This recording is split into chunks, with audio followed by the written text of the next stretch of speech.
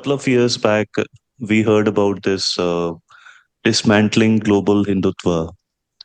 The heathens, Hindus are called heathens, and backward, the Hindu growth rate.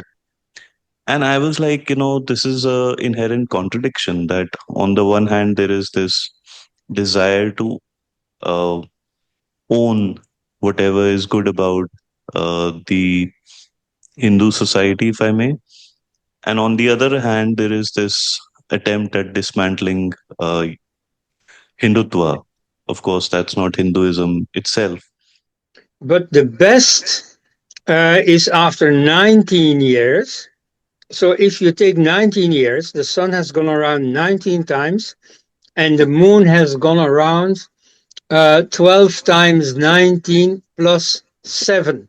Why plus 7? Because the moon The after 12 times isn't fully around the circle. Okay, it has right, 11 more days to go. So you need 7, what is called intercalary months to make the 19 years full. Okay, right. so so, so the best way to It's unite also these called the two. precession of No, no, that's equinoxes. coming. That's coming. Yeah, that's coming. Yeah, Precession is coming. Wait a minute. Okay, so this 19 years would be the ideal period to unite the moon and the sun cycles. 8 is a good approximation. 5 is still an okay approximation. So at the time of the Mahabharata, of the Pandavas and Kauravas, they used the Panchavarshya, the 5-year yoga. And so the okay, yoga, in the sense of 432,000 years, as they say now, that didn't exist at all. Okay, now where does it come into existence? So here I don't know offhand any such reference in Indian literature, in Greek literature, in Plato. You have the notion of the great year. So the cycle of 60 years of Jupiter, Saturn, the zodiac that we just sketched, that's one form of great year, but not very great yet. I mean, people live 60 years. They see the beginning and right, the ending of the cycle. It's not that long. Whereas you can get much longer cycles. So Plato imagined a cycle starting when all planets are in conjunction. Then they move away from each other at different speeds. And so mm-hmm, after a year, the sun comes at the same place. After so many years, after 20 years, Jupiter and Saturn come back at the same place. But you take not 2 planets, but all 7 planets. They have to come back all together. Okay, that's going to right. take a very long time. So that's Plato's idea of the great year.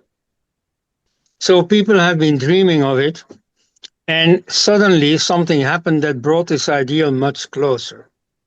In 127, Hipparchus of Nicaea, who lived in Alexandria, discovered the precession cycle that you just Mm, mentioned. right, Okay, what is the precession cycle?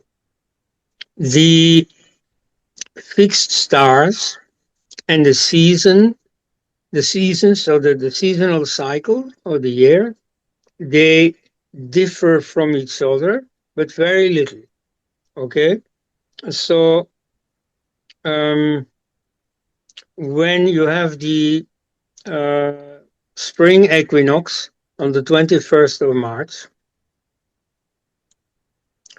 and you look back a year later, you get again the spring equinox, but the stars in the background have moved a little, very correct. little. You won't notice it. You see, they move at a rate of 1 degree of arc per 71 years. So in a human lifetime, this is hardly noticeable. It doesn't make any difference. But of course, if you keep tables, if you note down the position of the stars, then after a while, after a few centuries, you start noticing that it makes a difference. So this is Ayanamsa in astrology. Uh, Yeah, of course. so Ayanamsa tropical, is the yeah, Sanskrit term for the difference between these two zodiacs. You see, the one cycle is the called tropical the and the tropical zodiac, which sidereal. marks the seasons, and you have the Right. sidereal zodiac, which marks the constellations. So they change very slowly from one another. Now, after 25,772 years, they make full circle. Right. So, in the meantime, all kinds of things happen. Like you can see it happen today, the winter solstice, or Hmm. Yuletide, or Uttarayana, always falls on 21st, 22nd of December. Right. Yet, yet, a festival that one day long ago, namely in the 3rd century CE, fell on Uttarayana, now falls on the 15th of January, namely Makar Sankranti. Makar Correct. Sankranti originally marks the entry of the sun in the tropical sign of Capricorn, which always starts on 21st December. Whereas Makar Sankranti celebrates the entry into sidereal Capricorn or Makara, which is now on 15th of January. Okay? And it's not fixed to 15th of January because if you wait long enough, it'll fall in February and in March and all the year round. And only after 25,772 years will it be in its original position. See, So, so it's 24 days into 71 years after the last time it would have fallen on 21st December, if I'm right.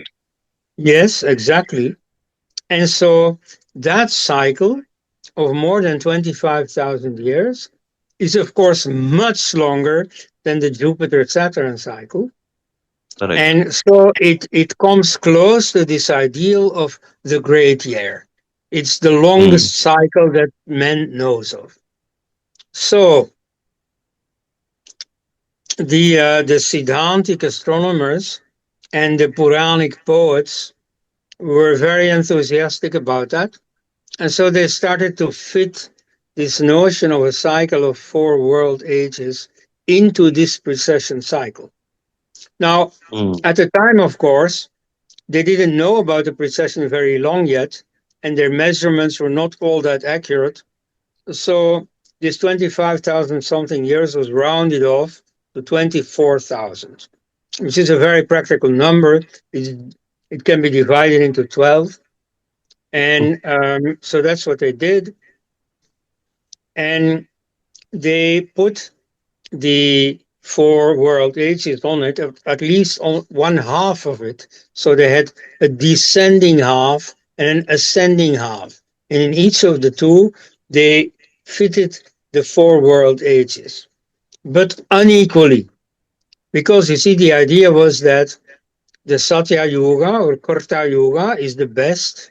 And so it's also the Hmm. longest, and then Right. less and less, and the shortest. So they are in a proportion of 4 to 3 to 2 to 1, as they say in Sanskrit literature. In the Karta Yuga, the Dharma bull is standing on 4 feet, in Treta only on 3 feet, in Dwapara on two, and in Kali Yuga only on one. And so that is expressed in the number signifying their length. So the Hmm. shortest is the Kali Yuga, which at that time is, now let me calculate, the total is 24,000. One half of it is 12,000. Okay, Right. 12,000 divided by 10 is 1,200. The Dwapara Yuga is twice as long, so it's 2,400. The Mm. Treta is even longer, it's 3,600, and the longest is the Karta Yuga, 4,800. Altogether, 12,000. Okay? Mm. Now, so that's a system attributed to sage Markandeya. Um, However, that was not yet good enough because you see, these Puranic poets had the idea that a human year is only a day for the gods.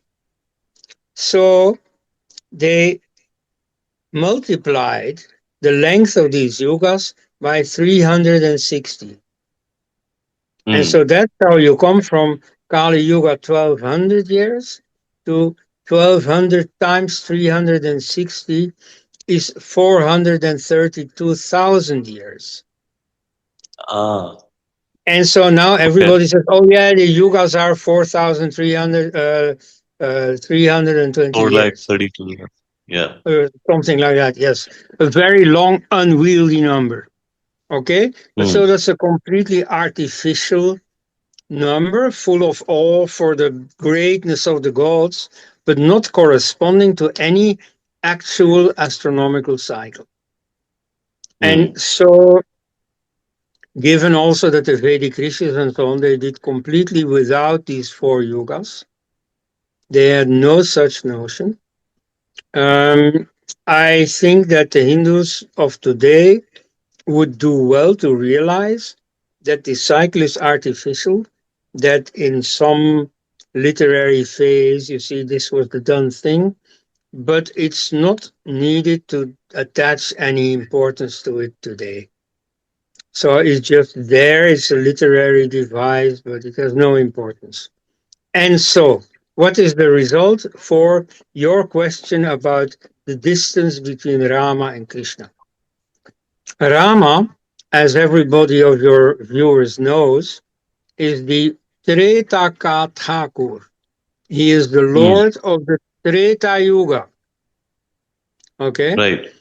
And Krishna lives at the end of the Dwapara Yuga. In fact, he marks the end of the Dwapara Yuga. It is said that Kali Yuga will not start as long as Krishna's feet walk on the earth.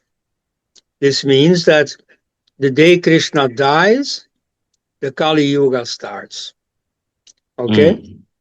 So this means that between Rama, who lived somewhere in the Treta Yuga, perhaps, maybe, if we're very lucky, he lives at the very end of the Treta Yuga, but still, from then down to Krishna, there is the entire Dwapara Yuga to go through. Now, according Right. to this poetic tradition, the Dwapara Yuga lasts 2 times 432,000 years, which means like 900,000 years. Right. So, 840. according to that reckoning, there is practically a million years between Rama and Krishna. So then Mm. obviously people will say, oh yeah, Rama lived long before Krishna. Well, actually, as our friend Gijit shows, he wrote books about the rivers of the Rig Veda and then the geography of the Ramayana and the geography of the um, Mahabharata.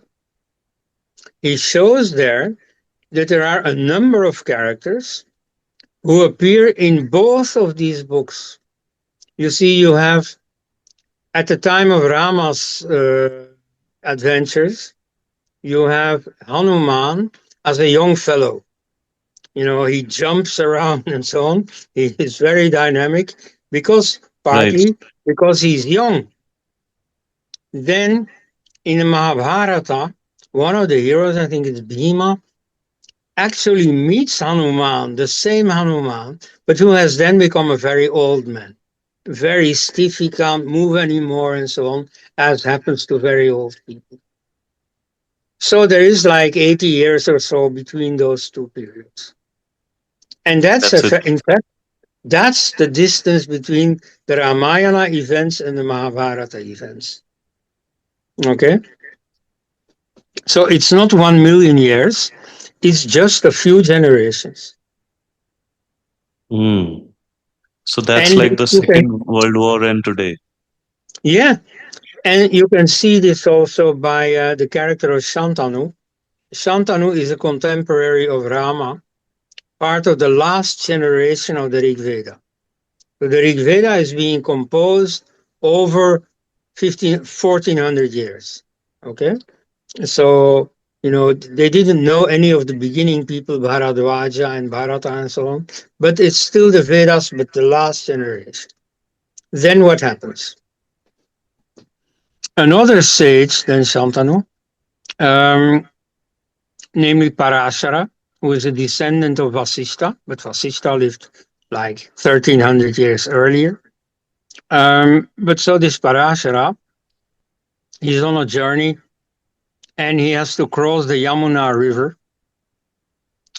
And so there is a ferry service on the Yamuna.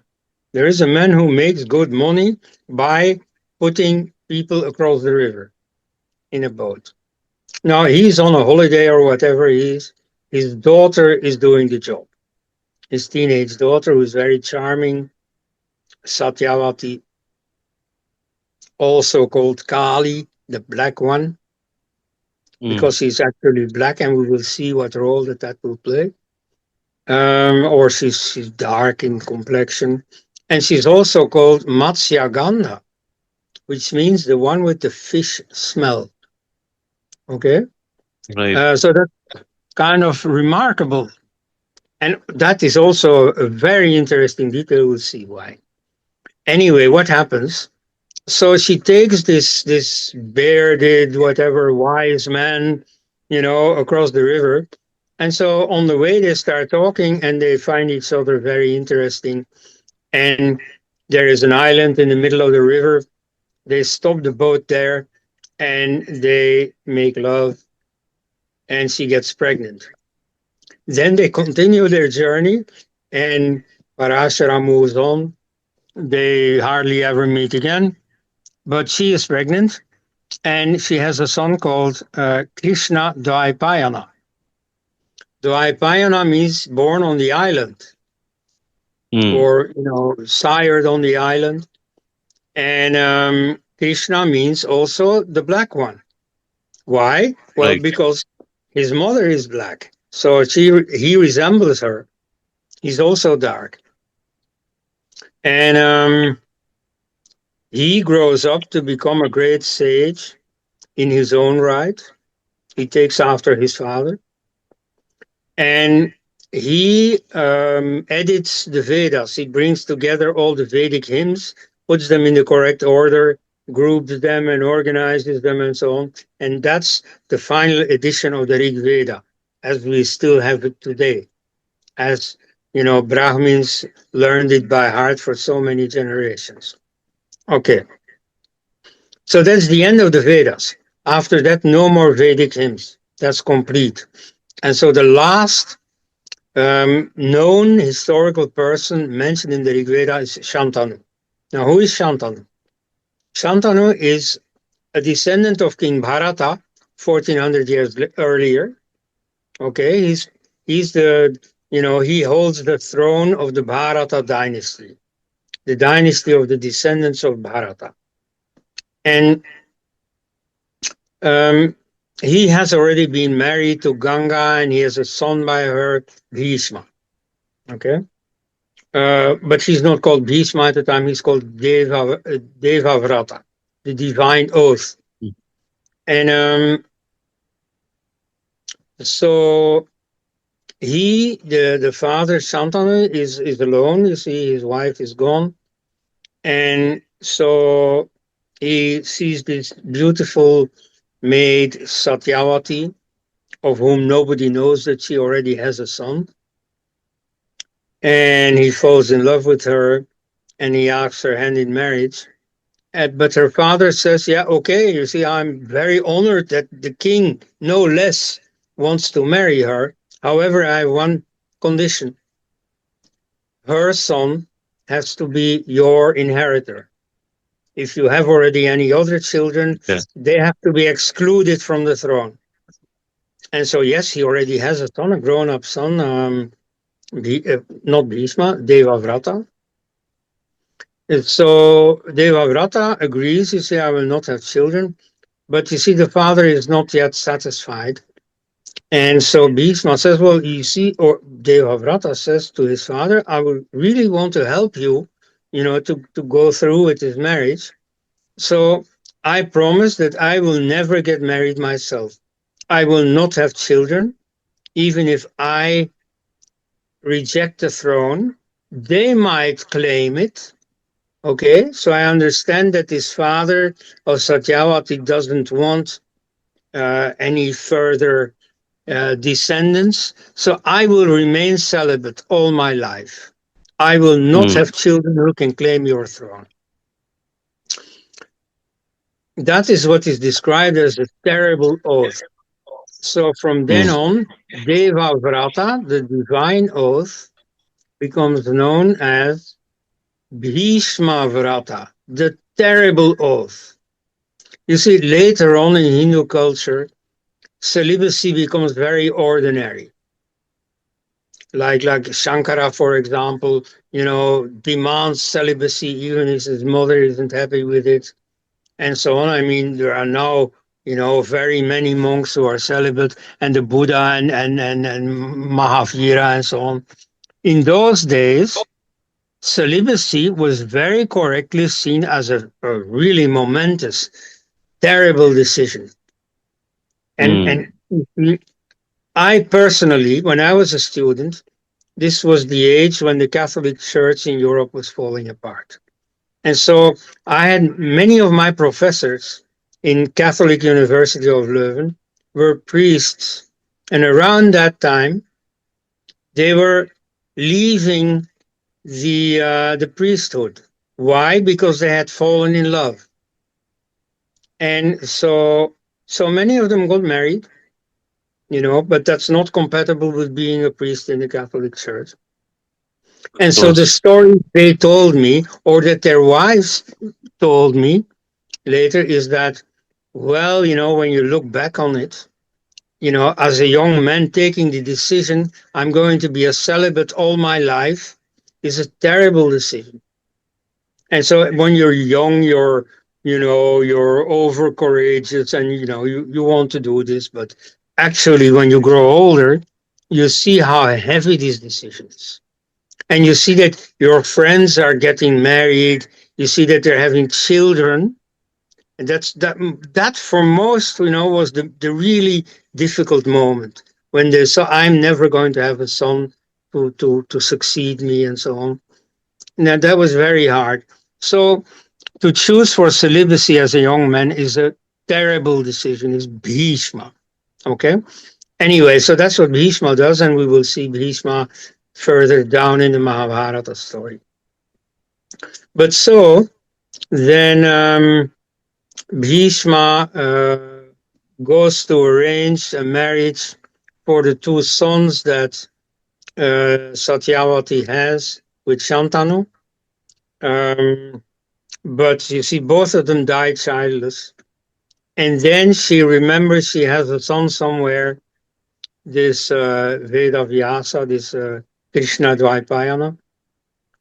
Right. And so she asks him, please come and replace my dead son, Vichitravirya, with his two brides to make them pregnant. That existed in those days. In the Bible, it's Right. also there, the levirate marriage, the niyoga, it is called in Sanskrit. So you see, that's what he does. He comes by these princesses and makes them pregnant. Then he disappears again. Um, so they're pregnant, and so that's how Dhartarashtra and Pandu are born. And the interesting detail is that you see this Vedavyasa. He's a man from the jungle. He's a recluse, an ascetic, But so it means that he's not looking nice.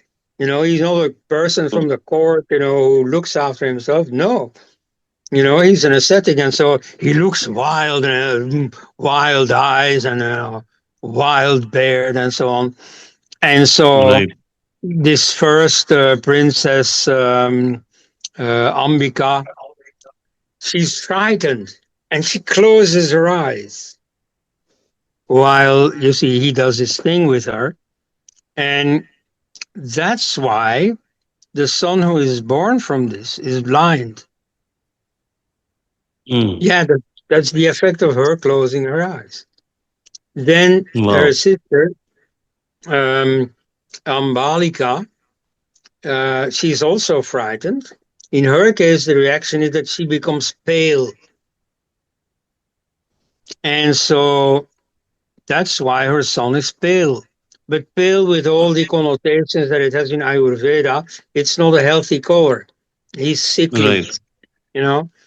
And but nevertheless, he's a little bit better endowed to become the king than his brother who is blind. So it's he who becomes the king, even though he's born the second. And Mm. so that leads then to the whole intrigue that the Mahabharata is about. It's a war of succession between two branches of one royal family. Okay, so from Shantanu to who's the next? Uh, we have Vichitravirya or Vedavyasa. Socially, the father is Vichitravirya. Biologically, it's Vedavyasa. Then we have Dhritarashtra and Pandu. And then we have the 100 Kauravas and the 5 Pandavas.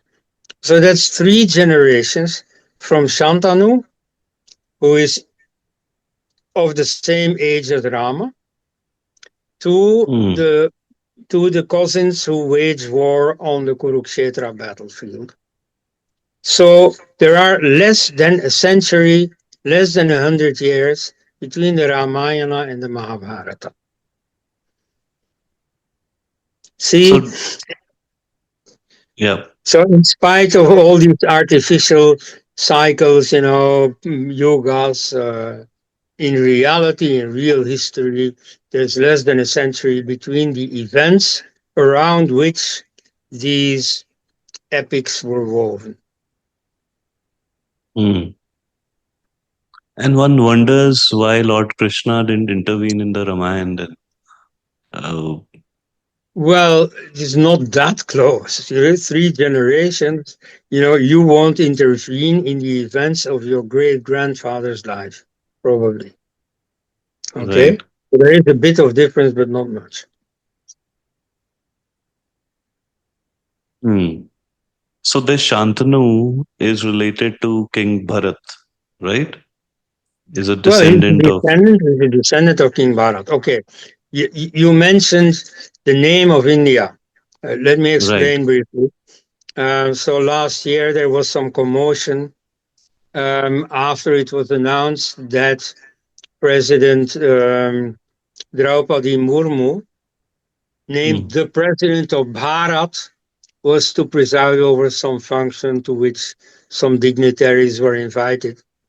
And so in the Hindi text, it's normal that she's called the Rashtrapati of Bharat. But in the English text, she would normally have been called the President of India. At that time, India was the name taken on by the opposition political alliance between a number of anti BJP parties. So they had made up an acronym that sounded together like India.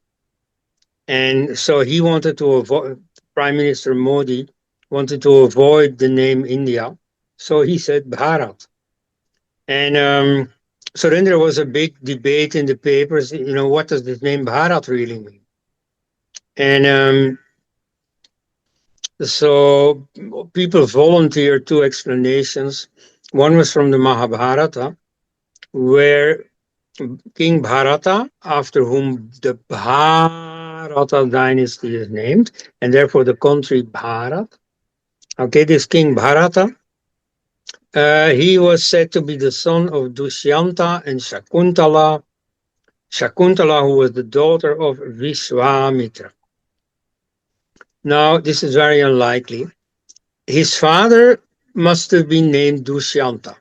And so we have a king list, Hmm. summing up all the kings from Manu Vayavasvata down to the Mauryas or so. And that's a very valid source. You see, the history of Egypt or of Mesopotamia could never have been written but for their local king lists. Hmm. And so in India also you have these king lists. They're very, very valid as a source of information, even though the rest of the Puranas is not so trustworthy. And so the father of Bharata was indeed Dushyanta. His mother may have been called Shakuntala, I don't know. But there is one detail about Shakuntala that is not sustainable. She is called the daughter of Vishwamitra. Vishwamitra is a Vedic seer and the composer of the Gayatri mantra, Right. which is still intoned every day at dawn. Um, Now, of course, by definition, Bharata, the King Bharata, has to be earlier than Vishwamitra. He can't be the grandson of Vishwamitra, at least not of that Vishwamitra. And why Hmm. is that? Well, you see, what is so special about this Bharata? Some people have said, oh, it's the etymology of his name. And so they say, Hmm. Bharata. Rata means to be focused on, to be oriented towards. It can even mean to have intercourse with. I suppose that's not meant as the meaning here. And Bha means light. Hmm. Okay. So it means oriented towards the light. So that's very deep, profound, spiritual, and so on. Yeah, that's the etymology. That's not very likely. I mean, being very busy with the topic of etymology, but it's possible. Why not? At any rate, it's not because of the etymology of his name that Bharata has become famous.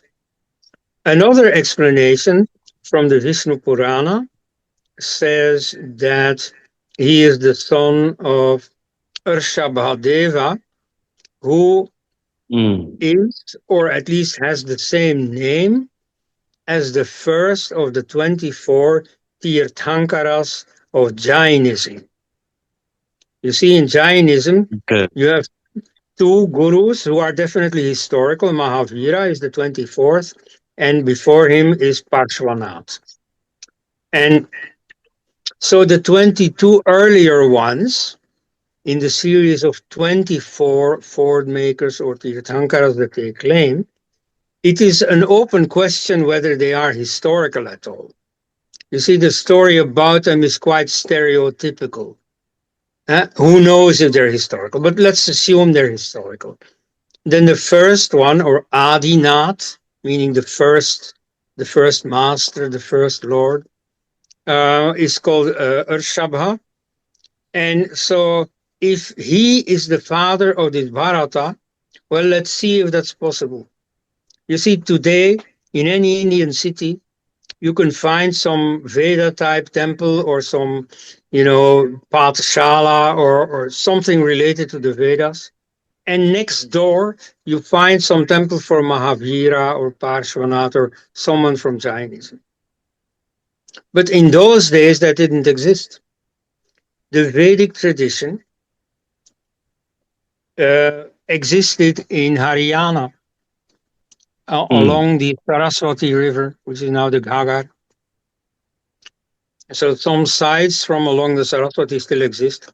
I've been a few times in Pihova, which is a sort of sacred site, pilgrimage place along the Ghaggar today.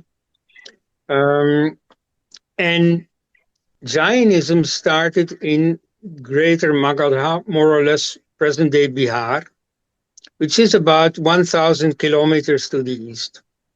Now, today, Right. 1,000 kilometers is nothing. You take the plane in Delhi and you land 4 hours later in Patna, and there you are. In those days, this was incredibly distant. And so the idea that the first Jain guru was the father of the king who founded the Vedic tradition is extremely unlikely. And so, Mm. very probably, this is one of those Puranic stories. You see, the Puranas were written in the first millennium CE, so less than 2,000 years ago, or at least 3,000 years after the founding of the Vedic tradition. So you see, Mm. it's not very reliable as a source. Moreover, the Puranas are notorious, far more than the Mahabharata, for instance, and very, very much more than the Vedas themselves, as unreliable. They contain all kinds of nice stories, uplifting stories, all you want, but not historical stories. For example, in the Vedas, you have a character called Ila, and the Vedic seers are called the Ailas, that is to say, the descendants of Ila. Who is Ila? She's the eldest daughter of Manu, and Manu is also mentioned in the Rig Veda. So the Manu Mm. Smriti that we now have is from thousands of years later, but the whole idea of a character Manu, an ancient patriarch and lawgiver, that dates from the Rig Veda itself. And so you see, his eldest daughter was Ila. Now, because she was a girl, she couldn't inherit the throne, which went to her younger brother Ikshvaku, who founded the Solar dynasty. So she Right. moved away. She married to some guy called Buddha, and they had a son Pururavas, and he started the Lunar dynasty. And in the Lunar Mm. dynasty, after some Mm. adventures and so on, ends up on the Saraswati River. And there, one of the descendants is called Puru. And so that his descendants are then the Pauravas. All the Vedic seers are Pauravas, or almost all. So the Vedic tradition that starts there is the tradition of the Pauravas. It's not of the giants back in Magadha. It's not of South India or anywhere. It's that local tradition. In Haryana, in a territory as big as, you know, maybe I can put it this way, as big as Belgium. Okay, it's a Mm. very small country, but it has the importance that there the Vedic tradition starts. Poetry, of course, existed since thousands of years before. It exists among all peoples. But here you have special poetry with people learning these poems by heart, transmitting them to the next generation, surrounding them with all kinds of science, astronomy, you see, because the Vedic rituals have to be done under certain stellar configurations, geometry, because the altars have to have a certain shape, linguistics, that started in India. For thousands of years, it remained an exclusively Indian science. Okay. But so it became very prestigious. And the Vedic poets, they were court characters. You see, they were very prominent. Um, and so, anyway, a very big tradition was built, a Vedic tradition. And so, hymns were composed by specialized poets. And so, after more than 1,000 years, they were collected all together by this fellow Veda Vyasa or Krishna Dvaipayana. But so, this whole thing was started by King Bharata. And so, he had a Mm. court chief, Bharadvaja. According to a later tradition, he was his adoptive son. I don't know. But at any rate, this Bharadvaja is the first Vedic poet. He wrote the hymns of book 6 of the Rig Veda. Okay? And so then He's other one of poets the take over. he's one of Yes. the eight rishis, right? Yes. Yes. So there are dozens of rishis, but there are 8 who Seven. are together. Well, actually, yes, 7. And the wife of one of them is also included. Why? Because um, They are identified with the seven stars of the Great Wagon Mm. or the Great Bear. And so one of those is a double star with a big star and a small star around it. So that's supposed to be Sage Vasishta and his wife Arundhati. Okay. Ah, So okay. strictly there's seven, yes. And so they're very important and they were very well known at the time. For example, the Buddha Mm. mentions them and praises them. So, um, so you have this system of, this tradition of rishis. A few of them are very famous. Um, but so that tradition, which becomes very important in India, is started by Bharata. Why is Bharata important? Well, that is why Bharata is important. And so you see, his kingdom was very small. His descendants made it a bit bigger. Especially, there was one big conqueror among them, King Sudas, the one who Mm. waged the Battle of the Ten Kings, which he won. And so, you know, more or less all of northwest India ultimately became a Bharata kingdom, a Bharatvarsh, but not more.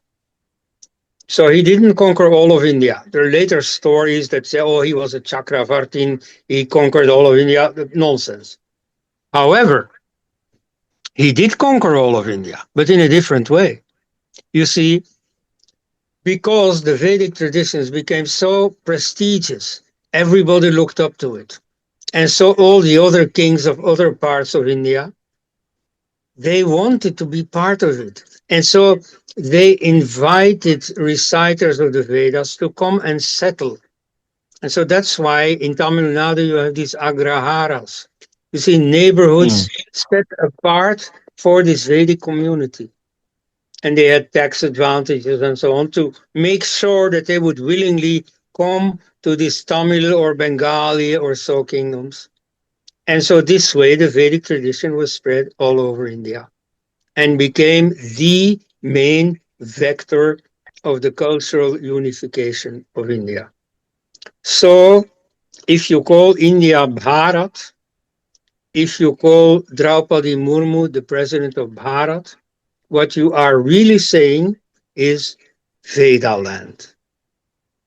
So Mm. it's very funny that in the newspaper debate about the name Bharat that took place last year, um, some people have said, "Oh, but at least Bharat is a secular name, just like India."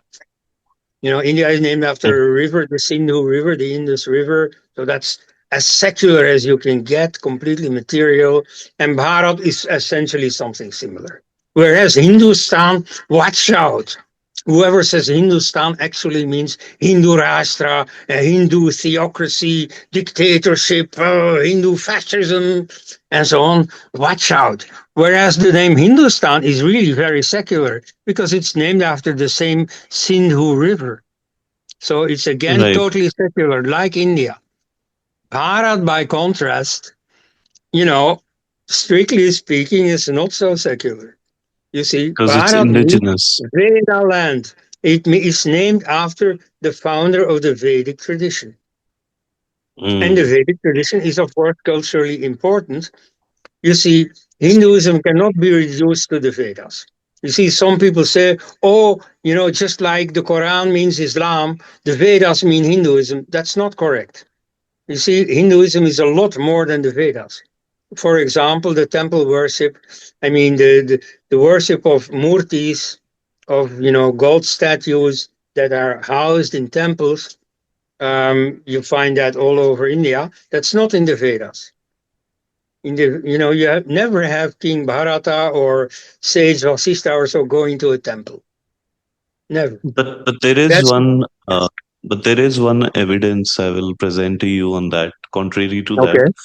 uh, if you read the Brihat Hora Parashar, which Sage Parashar wrote Yes. allegedly, uh, some of the remedies he gives uh, require you to create deities of these shapes. Okay. Like you know, with mud or some material. So You like Ganesha. So you create a murti of Ganesha with your own hands or something like that.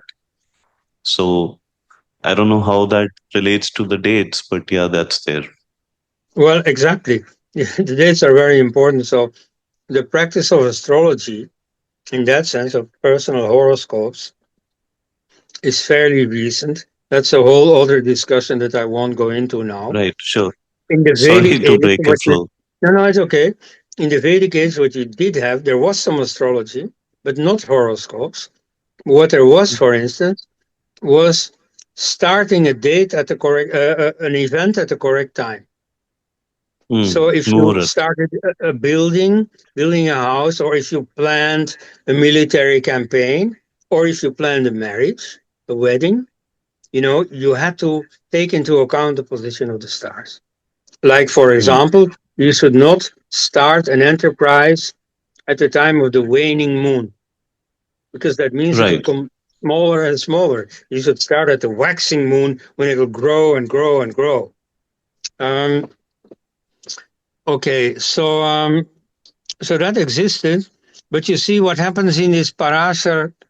Um, his book is, it's part Brihathura of the Parash. more recent tradition of astrology. That's not from Mm, the Vedic age.